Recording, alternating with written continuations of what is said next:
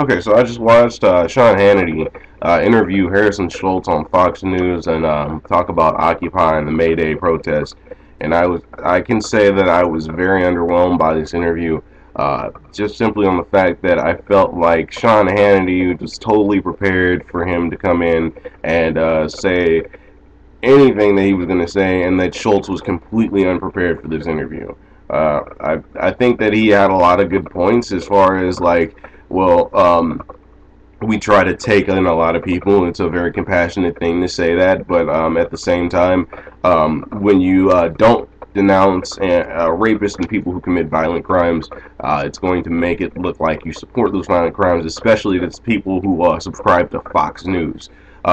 Well, as far as Schultz actually trying to attack Fox News on their own network, that's like coming into some baseball team that has home field advantage, and then you start saying to the crowd, "Hey, all the Team X fans out there," and you're facing Team Y.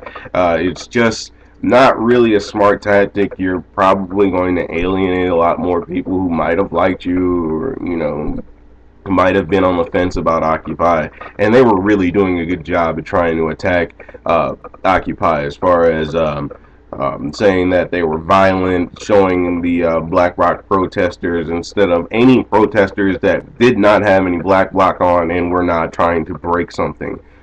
So yeah, they did a really good job at showing Occupy and trying to paint them all as vandals and rapists and violent people, which is simply not the case and is intellectually dishonest.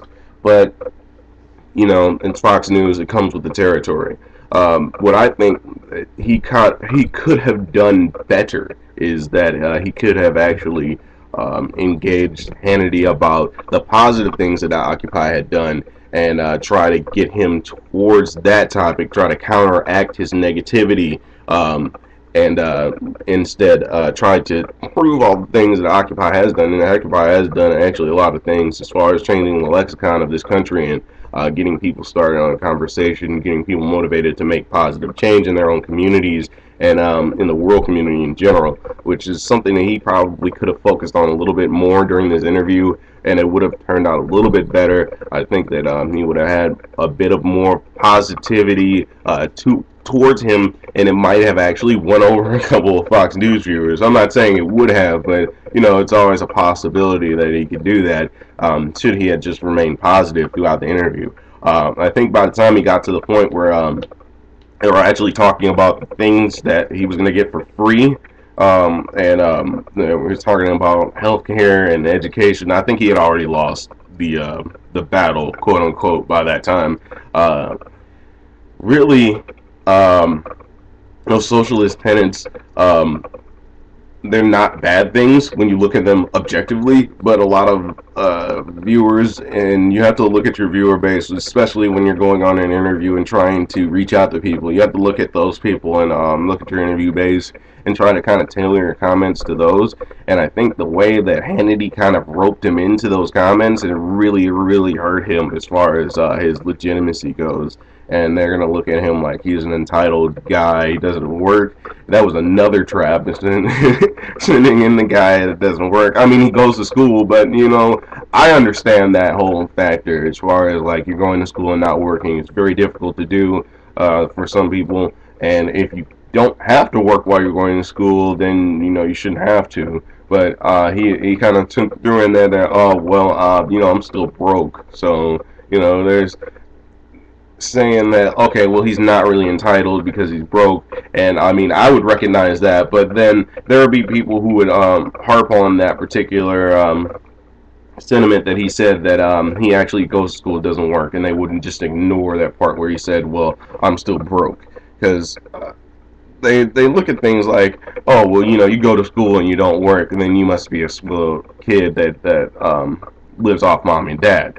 I've had somebody say that to me before, and it's like the last thing that I've done. Like, I don't live at home, and I don't get money off of my mom and dad, and I actually occupy. But maybe that would make me a better candidate for the Hannity show than the gentleman who was just on there. But I'm not an Occupy Wall Street person, so um, Yeah, I mean, it's hard to be Occupy Wall Street in St. Louis, just for anybody who might try to take that the wrong way.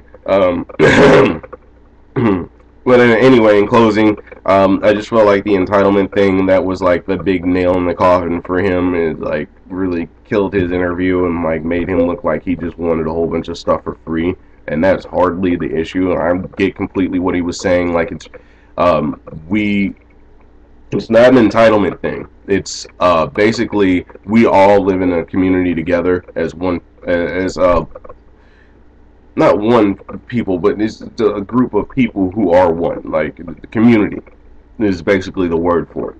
And when you live in a community, especially in a global community, you look around the world, and basically a lot of European countries have programs to where kids or people who want to go to school there, who are residents there, do not have to pay.